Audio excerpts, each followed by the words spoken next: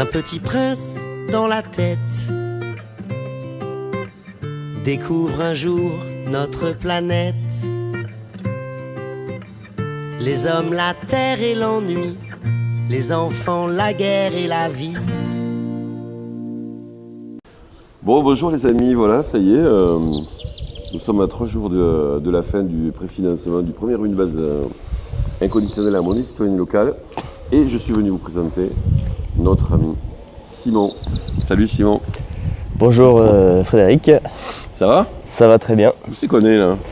Alors ici on est à Tournon-d'Agenais, donc sur la place du village qui a été refaite il n'y a pas très longtemps, qui est très, ma foi, très mignonne. Et pourquoi on est là d'ailleurs? On est là pour discuter du revenu de base, du premier revenu de base agricole même, on pourrait presque dire. Et voilà. Alors, est-ce que tu pourrais te présenter en 2 minutes? Alors on va essayer de faire même plus court que 2 minutes. En gros, donc, moi c'est Simon Decoq, je dois avoir 34 ans si je me rappelle bien.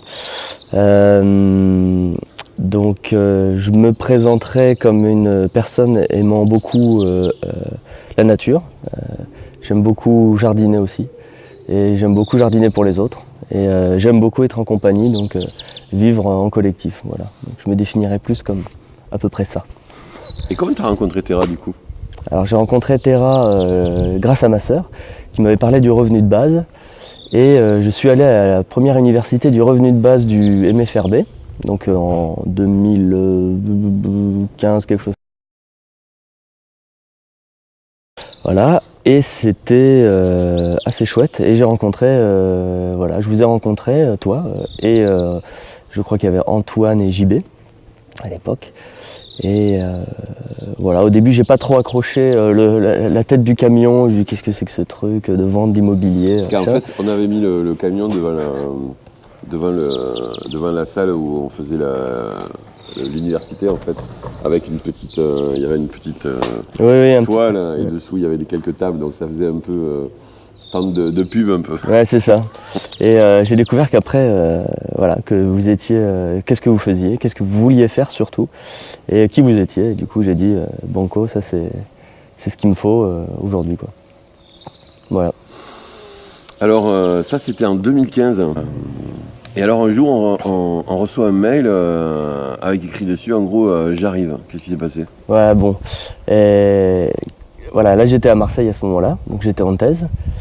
Une thèse on va dire d'écologie et d'agronomie, une espèce de petit mélange, donc sur le fonctionnement des sols agricoles méditerranéens. Et qu'est-ce qui s'est passé? Alors, plein de choses. Je sentais que j'étais pas du tout aligné avec ce que j'avais besoin de faire et de ce que j'aimais faire vraiment. Donc autant dire que ça marchait pas très très bien.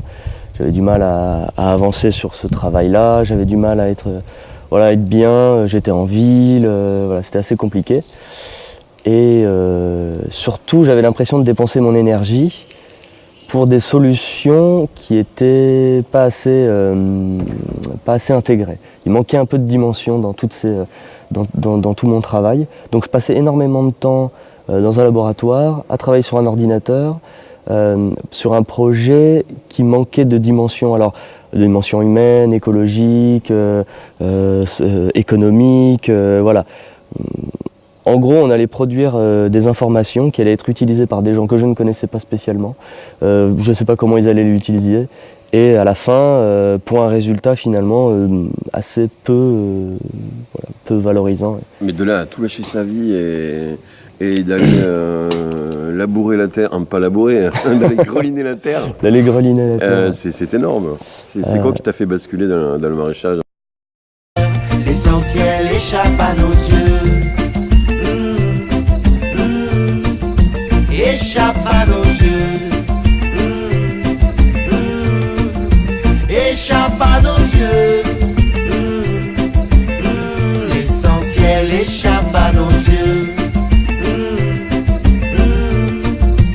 Échappe à nos yeux.